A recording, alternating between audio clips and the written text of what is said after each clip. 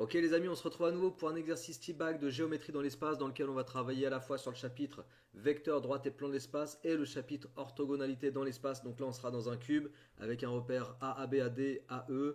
On va voir la représentation paramétrique du vecteur normal, de l'équation cartésienne et également une section de cube. Donc un tracé de section de cube, tu vois, sur la question 4. C'est un exercice assez complet, exercice 2020 si je dis pas de bêtises. Tu peux le retrouver s'il faut.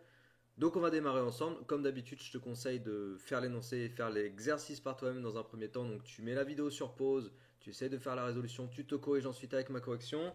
Et moi, après, je démarre tout de suite dans le vif du sujet. Ah oui, petit rappel, évidemment. Tu as ce petit bouton ici. À quoi il sert? Il sert à s'abonner. Si tu n'es toujours pas abonné, je t'invite fortement à t'abonner à ma chaîne, à la fois pour participer à faire connaître mon travail et en même temps pour avoir toutes les notifications de toutes les vidéos que je sors au fur et à mesure.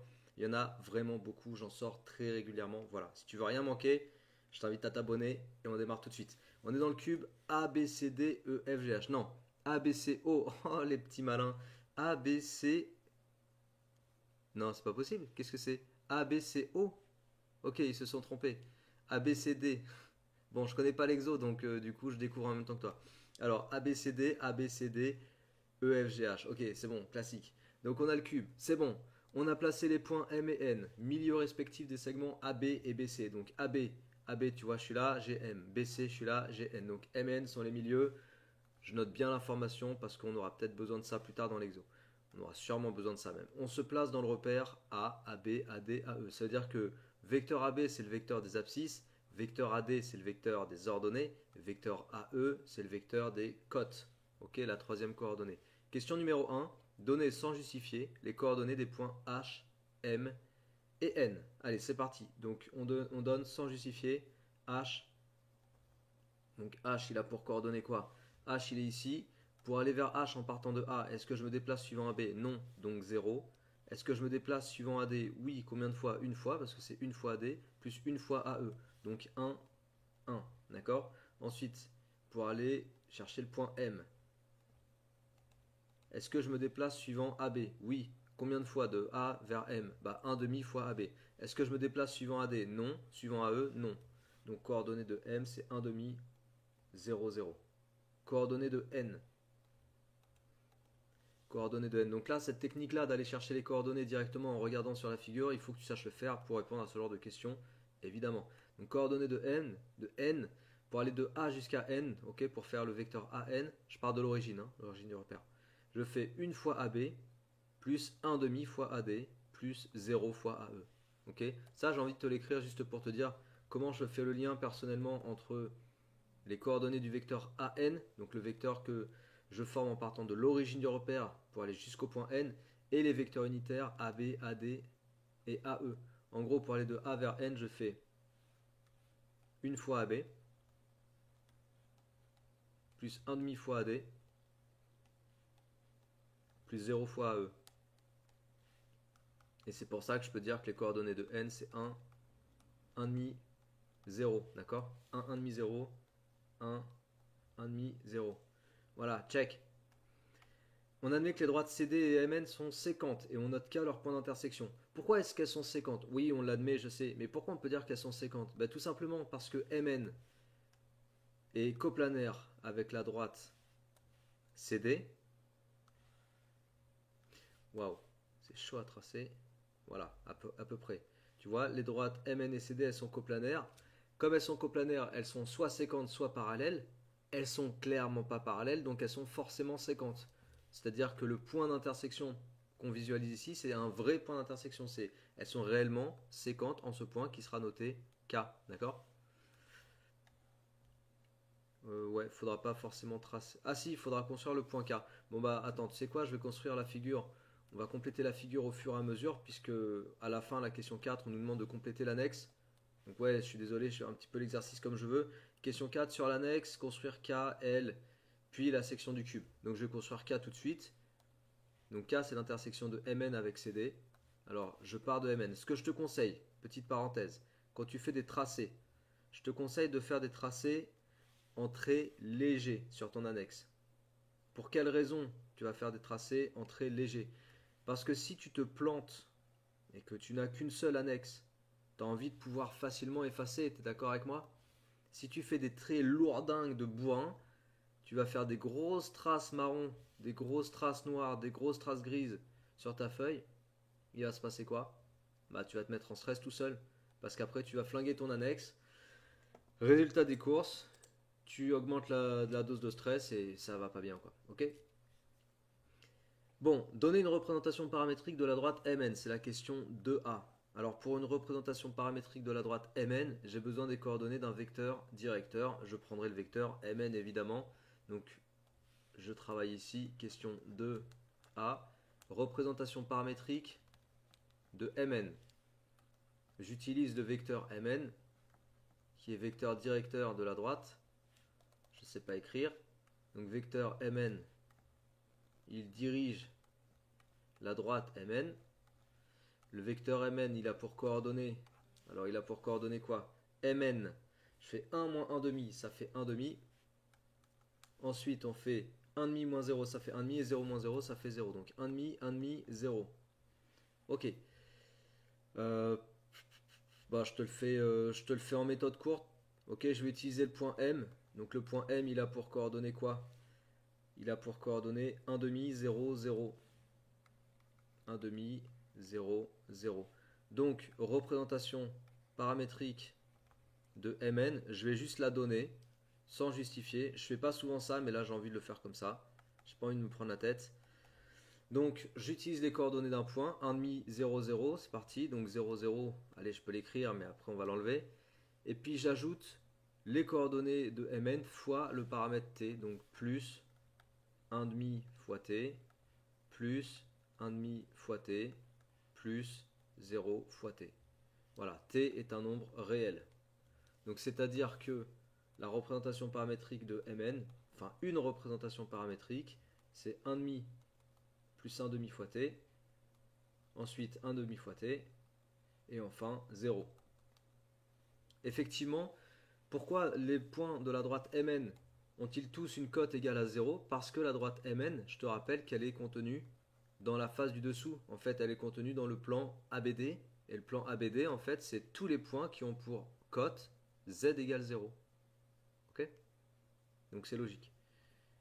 Alors on nous dit qu'on admet qu'une représentation paramétrique de la droite CD est ceci. Alors comme ils utilisent t, tu vois, on va faire attention et nous on va mettre t'. Voilà, il faut absolument que tu fasses gaffe à distinguer les lettres, sinon tu vas te mélanger toi-même tout seul et t'en mêler les pinceaux et puis te faire des erreurs tout seul en fait. Donc, hop, on passe sur la question.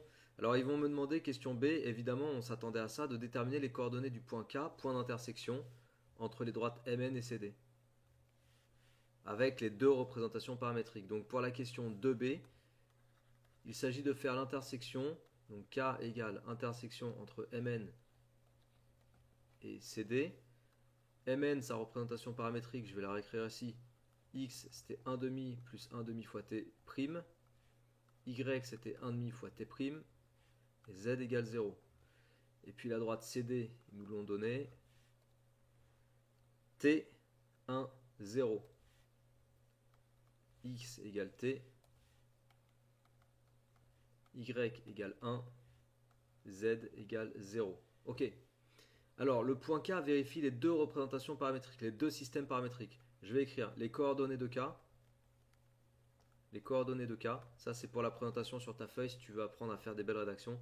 Vérifie, les coordonnées de K vérifient les deux systèmes paramétriques. Les deux systèmes paramétriques. Normalement, il faut aussi que tu précises que T appartient à R et que T' appartient à R aussi.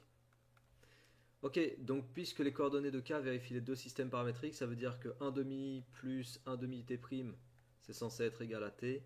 Ça veut dire que 1 demi T', c'est censé être égal à 1 et que 0 est censé être égal à 0. Donc la dernière égalité est toujours vraie, bien sûr. La deuxième égalité, celle du milieu, va me permettre de donner la valeur de T', T' égale 2. Et puis la première égalité, je vais pouvoir retrouver T. Donc T, ça va être égal à 1 demi plus 1 demi fois 2. Alors 1 demi fois T', ça fait 1. Donc 1 demi plus 1, ça fait 3 demi. Voilà, T égale 3 demi. Donc, le point K, c'est le point que dont je vais trouver les coordonnées en remplaçant T' par 2 ou en remplaçant T par 3 demi. Je trouverai la même chose dans les deux cas. Si tu remplaces T' par 2, ça fait 1 demi plus 1, donc ça fait 3 demi. Y égale 1 et Z égale 0. Et là, 3 demi, 1, 0. Donc les coordonnées de K, 3 demi, 1, 0. Ok. Question 2A, 2B, check, check. Question 3. On admet que les points HMN définissent un plan.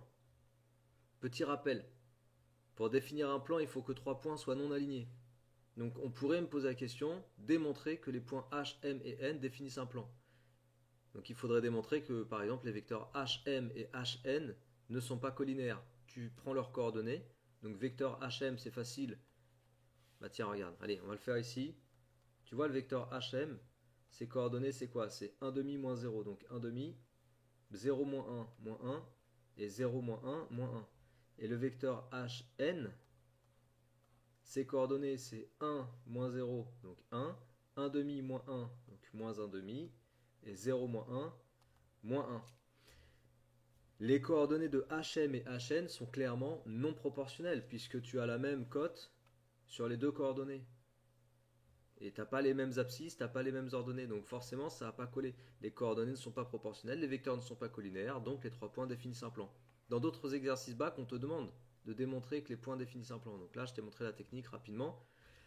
On nous dit, donc, on admet que les 3 points définissent un plan et que la droite CG, ici, et le plan HMN, donc HMN, c'est un plan un peu qui est de biais dans le cube, sont séquents. On note L, leur point d'intersection. Alors, intersection d'une droite et d'un plan, ici, il faut que tu sois à l'aise avec les positions relatives des objets géométriques qu'on manipule, position relative de deux droites entre elles, position relative de deux plans entre eux, et position relative d'une droite et d'un plan. En l'occurrence, une droite peut être séquente à un plan, ou contenue dans le plan, ou strictement parallèle au plan. Là, on te dit, on admet que la droite et le plan sont séquents, et on va noter L, leur point d'intersection. On le construira après. Vérifier que le vecteur de coordonnées 2, 2, 3 est un vecteur normal au plan. Donc là, on a une technique ici. Question 3A. Question 3A. Je prends le vecteur n qui a pour coordonnées, je répète, 2, 2, 3. 2, 2, 3. Donc n, vecteur normal à HMN, si et seulement si n est orthogonal à deux vecteurs non collinaires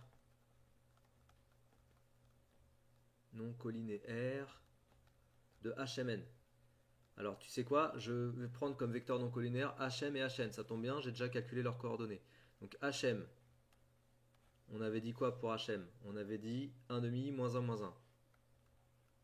1 demi moins 1 moins 1. Et HN, donc c'est bien deux vecteurs non collinaires puisqu'ils sont formés avec les 3 points HMN. 1 moins 1 demi moins 1. 1 moins 1 demi moins 1. Ok, donc après je vais aller regarder le produit scalaire entre HM et N. Comme je suis en repère orthonormé, j'utilise xx' plus y'x', etc. C'est difficile à dire en parlant vite. Donc 2 fois 1 demi, plus moins 2 fois moins 1, plus 3 fois moins 1. Voilà. C'est bon. Donc ça fait 1. On est censé trouver 0 de toute façon. Là, ça fait plus 2, moins 3, 0. Ok, donc je trouve 0. Je conclus que n est orthogonal à hm. D'accord. Après, deuxième point, je fais pareil avec n scalaire hn. Donc ça va faire 2 fois 1 plus moins 2 fois moins 1 demi plus 3 fois moins 1. Voilà, donc ça te fait 2 plus 1 moins 3, ça fait 0. J'en conclus que n est orthogonal à hn. Ok, donc n est orthogonal à deux vecteurs non collinaires du plan, n est un vecteur normal au plan. C'est bon? N orthogonal à deux vecteurs non collinaires du plan. Alors petite précision, petite parenthèse qui n'a rien à voir avec l'exercice. C'est la première vidéo que je fais sur ma chaîne avec un micro d'enregistrement. J'espère que le son est bon, parce que j'ai testé un petit peu, ça avait l'air d'être pas mal. Donc voilà, une première vidéo de la chaîne avec un micro, donc pour améliorer un petit peu le son, je pense que ce sera pas mal du tout. Deux vecteurs non collinaires du plan HMN, donc N, vecteur normal au plan. Je m'attends dans la question suivante qu'on nous demande, qu'on nous propose de retrouver une équation cartésienne du plan. Évidemment, quand on te fait rechercher ou qu'on te donne un vecteur normal à un plan, derrière c'est pour te demander une équation cartésienne du plan. Tu vois, il faut arriver petit à petit à deviner les questions, à anticiper les questions posées pour que ça soit plus fluide et que tu sois préparé. Préparé à quoi? Bah préparé aux réponses quoi. Donc question 3b. Question 3b, équation cartésienne de HMN. Et effectivement, question suivante, mais je l'ai lu, mais je m'y attendais aussi, on va me demander de déterminer les coordonnées du point L. C'est normal. Ok, donc on va répéter les coordonnées du vecteur normal, c'est 2, moins 2, 3. Et on va prendre un point du plan H, donc 0, 0, 1, 1, pardon. Alors il y a deux façons de faire, tu as la méthode rapide et la méthode un peu plus longue. Je vais faire la méthode rapide. Donc une équation cartésienne de HMN, elle aura pour forme AX plus BY plus CZ plus D égale 0. En fait, le A, B, C, c'est les coordonnées d'un vecteur normal. Donc on remplace A par 2, 2x, B par moins 2y, C par 3, plus 3z, plus D égale 0. Ensuite, on va dire que H appartient au plan HMN. Donc, ça veut dire que 2 fois XH, moins 2 fois YH, plus 3 fois ZH, plus D égale 0. Pourquoi je fais ça? Parce que je vais déterminer la valeur de D.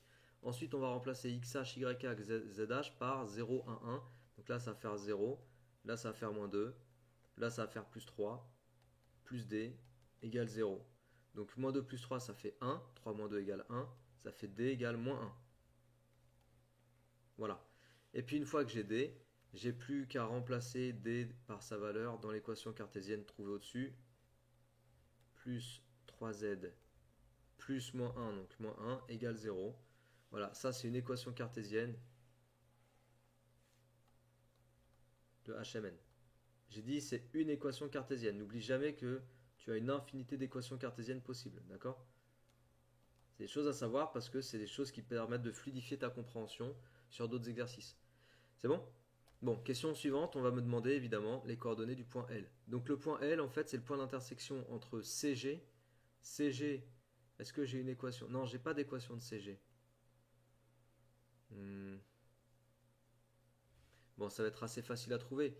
CG, en fait, c'est tous les points qui ont pour abscisse 1, qui ont pour ordonnée 1 et pour cote T. Donc je pourrais très bien dire que la représentation paramétrique de CG, c'est x égale 1, y égale 1 et z égale t. Est-ce que tu veux qu'on le remette en évidence? On va le remettre en évidence. Pour la question 3C.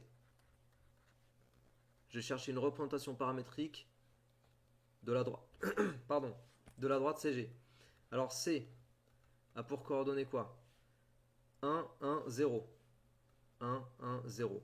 G a pour coordonnées 1, 1, 1. D'accord?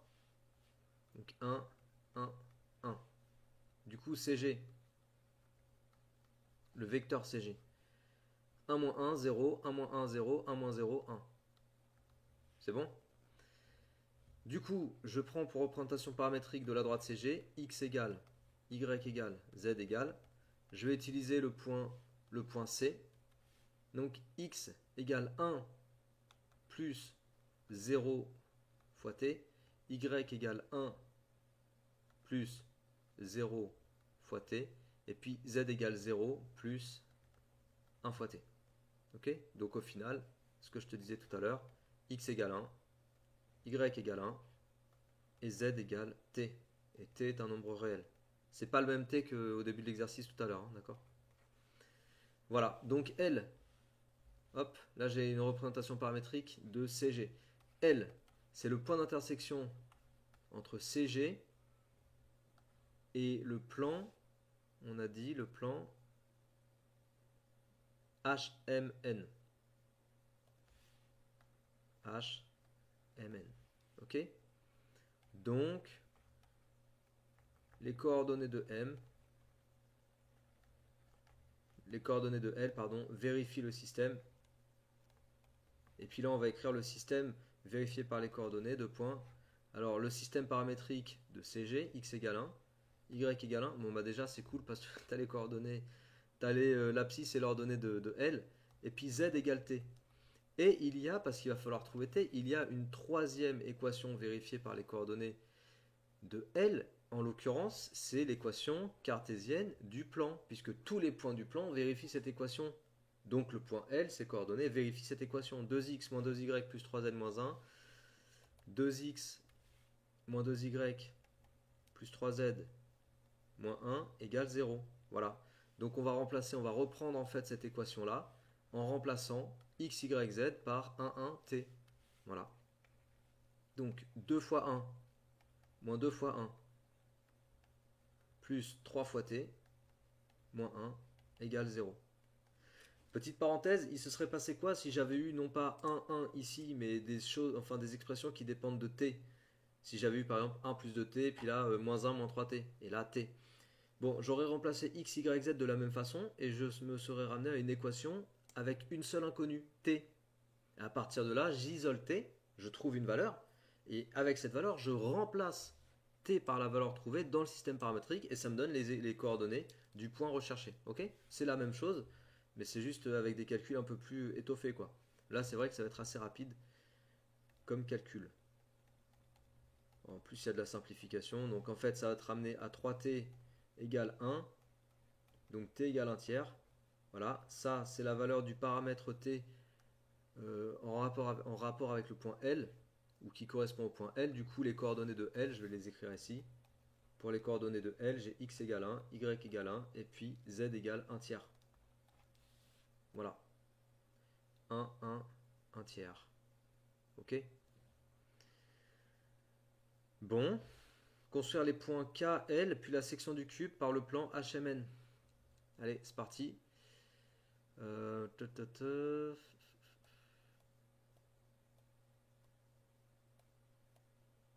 Voilà. Ok, donc on avait déjà construit le point K. On va construire le point L. Donc le point L, c'est l'intersection entre...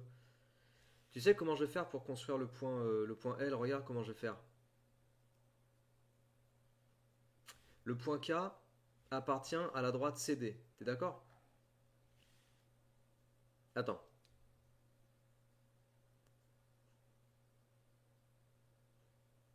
Ouais, c'est ça. K appartient à CD, ok? K appartient à CD. Donc K est dans la face CDH. Attends, est-ce que je dois bien le faire comme ça? Ouais, c'est bon. K est dans la face CDH. Ensuite, K... Non, donc KH, ouais. Excuse-moi, je réfléchis un petit peu parce qu'en même temps, comme j'ai pas fait l'exo, j'essaie de trouver la façon la plus rapide de t'expliquer. KH est une droite du plan CDH. CDH, c'est la face de côté, d'accord? Donc là, KH, c'est une droite du plan CDH. CG, c'est une droite du plan CDH. CG est dans le plan CDH. On le voit directement, CG. D'accord? Du coup, comme les droites CG et KH sont coplanaires, donc CG et KH coplanaires, mais elles sont non parallèles, alors elles sont forcément séquentes. Elles sont coplanaires non parallèles, donc séquentes. Voilà.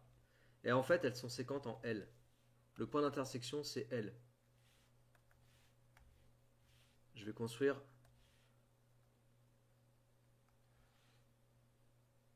Voilà, le point L, il est là. Le point L, il est ici. Comment je sais que c'est l'intersection, que cette intersection c'est L? Bah, tout simplement que KH c'est une droite du plan HMN. Et vu que le plan HMN il coupe la droite CG, en fait il peut la couper qu'une seule fois. Il n'y a pas plusieurs points d'intersection. Donc l'intersection de HMN avec le plan, avec l'arête CG, c'est l'intersection de la droite KH avec l'arête CG. Voilà. Donc le point L, il est ici. Ça, pour te l'expliquer, est-ce qu'il demandait de justifier? Excuse-moi, il demandait de justifier ou pas? Il demandait pas de justifier les constructions. Tu vois? Il demande de construire mais sans justifier. C'est vraiment que de la construction. Donc sur un exo comme ça, on peut se lâcher et puis faire des justifications un peu plus à l'arrache. Mais en gros, HMN, coupe CG, une unique fois. Il n'y a qu'un seul point d'intersection. Ça, c'est le premier point. Deuxième point, KH est une droite du plan HMN, parce que K appartient à HMN et H appartient à HMN. Troisième point, KH coupe CG en un point. Bon, bah ce point, c'est le point d'intersection. C'est ça en fait que je t'ai expliqué. C'est le point d'intersection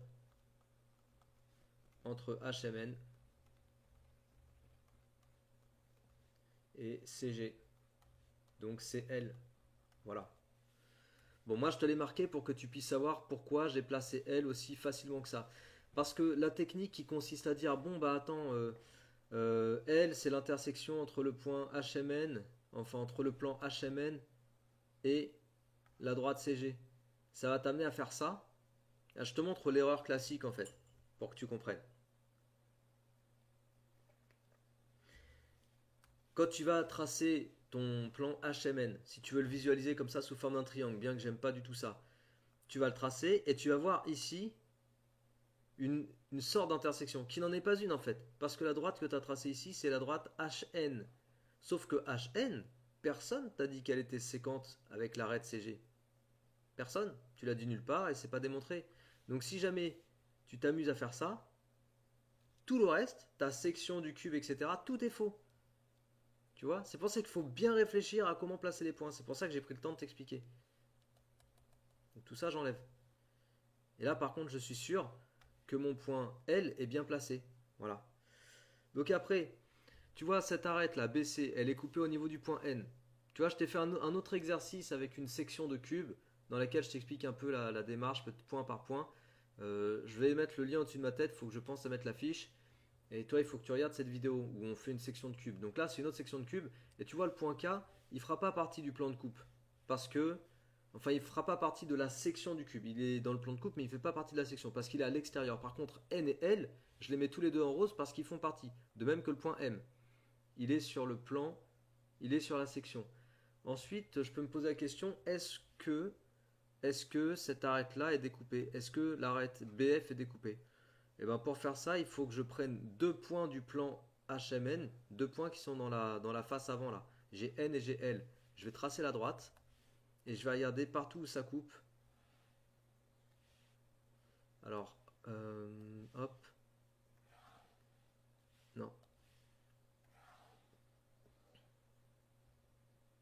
Ouais, c'est pas mal. Voilà. Donc tu vois l'arête BF, si je la prolonge, elle est coupée à l'extérieur. Donc là, tu as un point du plan de coupe, mais qui est pas sur la section. Ensuite, l'arête du dessus là, GF, je vais prolonger. Tu vois, la découpe, elle va se faire à l'extérieur là-bas. Je vais mettre en bleu. Hop. Donc ça, c'est un point de HMN. Et ouais, ton plan HMN, en fait, il s'étend à l'infini. Donc il y a plein de points sur ce plan. Mais ce point-là, il ne fait pas partie de la section que tu dois dessiner à la fin. Donc l'arête GF n'est pas découpée. De même que l'arête BF n'est pas découpée. Donc là, pour l'instant, les 3 points que je vais utiliser, les 4 points que je vais utiliser pour faire ma section, ils sont ici. Maintenant, il faut que je me pose la question, est-ce que cette arête-là, AE, est découpée? Là, pour faire ça, il faut que j'utilise 2 points du plan HMN qui sont dans la face ABF. ABF, c'est la face gauche du cube. J'ai le point M qui est dans la face gauche, et puis j'ai ce point-là aussi qui est sur le plan de coupe et qui est dans la face gauche. Donc je vais utiliser ces 2 points. Et ouais, et ouais, et ouais. Et ben là, quand tu utilises cette droite-là, la droite que je te montre, elle appartient au plan de coupe, elle appartient au plan HMN. parce que je la trace en utilisant le point M, qui est dans le plan HMN, et le point qui est ici, qui est aussi dans le plan HMN. Je ne lui ai pas donné de nom, j'en ai pas besoin. Je n'ai pas besoin de le nommer. Mais en fait, en utilisant cette droite qui est dans le plan HMN, et en la prolongeant, je vais pouvoir aller chercher toutes les intersections avec les arêtes de la face gauche, de la face ABF. Pourquoi? Parce que M est dans la face ABF.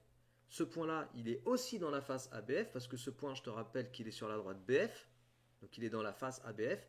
Donc la droite qui est ici, elle est aussi dans la face ABF. Et il se trouve qu'elle coupe l'arête AE. Donc là, tu vois, ici, j'ai un des points qui va former la section qu'on me demande de trouver. Tu vois, là, il faut être vraiment très vigilant ici, sur ce tracé-là. Ce tracé-là, il est technique, parce que tu pourrais très vite oublier ce point en fait. Personne t'en parle, c'est à toi d'aller le chercher. On va essayer de regarder si ça coupe, derrière là. Là, je travaille avec la face ADH. Ok, je vais travailler avec ADH. Je sais que CD et DH ne seront pas coupés. Donc sur la face de droite, en fait, la face CDH, c'est bon, j'ai fait le travail. La découpe, elle se fait comme ça. De H jusqu'à L. Et après, ça va faire comme ça. Mais à l'arrière, là, face du fond, ADH, faut que je regarde si cette arête-là, elle est découpée. Je pense pas qu'elle le soit. Donc j'ai besoin de deux points de la, droite, de la face ADH. J'ai ce point-là, là, qui est dans le plan de coupe. Et j'ai lui. Donc je vais tout simplement les relier. Voilà. En fait, il n'y a aucune autre arête de la face du fond qui est découpée. Donc finalement, en résumé, le plan de coupe, la section du cube, pardon, par le plan de coupe HMN, elle va être comme ça.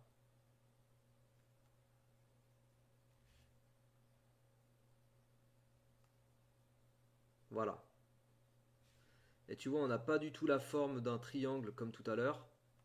C'est pour ça que je t'ai dit, quand tu as un plan ici HMN, dans d'autres exercices IJK, c'est classique aussi, ne t'amuse pas à juste représenter le plan, à relier les points, tu vas t'induire en erreur tout seul. Et quand on a fait ça tout à l'heure, voilà, quand on a fait ça tout à l'heure, je te rappelle que ça nous a fait apparaître cette droite-là, et que si tu faisais ça, tu pouvais rapidement conclure que le point L était ici, et tout ça c'est faux en fait, c'est faux, archi faux, il ne faut pas du tout faire ça. Donc j'espère que tu as bien compris la méthode que je t'ai expliquée ici. J'ai essayé de faire point par point, de mettre le maximum de tracés graphiques, donc tu peux refaire par toi-même évidemment, et je pense que tu vas y arriver, mais il faut en faire beaucoup. De toute façon, il faut s'entraîner sur le chapitre géométrie dans l'espace, il faut bien connaître son cours, et pour ça, tu as ma fiche synthèse, ma vidéo synthèse, lien en description, et il faut pratiquer, pratiquer, pratiquer. Très important. Et vraiment être rigoureux, notamment sur ce genre de tracé. Ok?